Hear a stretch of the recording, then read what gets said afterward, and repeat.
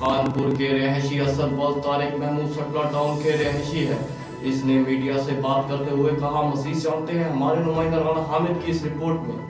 महमूद है, मैं कानपुर का सल्ला टाउन का रहायशी हूँ। मैं अपने चुबारे पे कपड़े उठाने गया तो मैं जब ऊपर चढ़ने लगा, साथ मेरे ग्राउंड है, वहाँ जाम रजा जाम जुल्करनैन चर्च पी रहे थे। मैं कुंडी लगाना भूल गया क्योंकि मैंने अपने कपड़े वहाँ से उठाने थे। जब मैं अपने कपड़े उठाने के लिए ऊपर चढ़ा तो जुल्करनैन ने आके मेरे इधर गंद रखी। मुझे कहता कि तू मेरे साथ किसिंग वगैरह गंदे काम करने की कोशिश की है। मैंने उसे धक्के दिए। फिर उसके दूसरे साथी मेरे कपड़ों को छीनने लगे, मेरे जिस्म को हाथ लगाने लगे, मेरे साथ बदतमीजी करने लग पड़े हैं। मैंने अपना को बचाने के लिए शोर किया, मचाया, तो उन्हें धक्का दिया। उन्होंने फिर मुझे मारा है, मेरे कपड़े फाड़े हैं, मेरे साथ गलत बदतमीजी करने की कोशिश की है।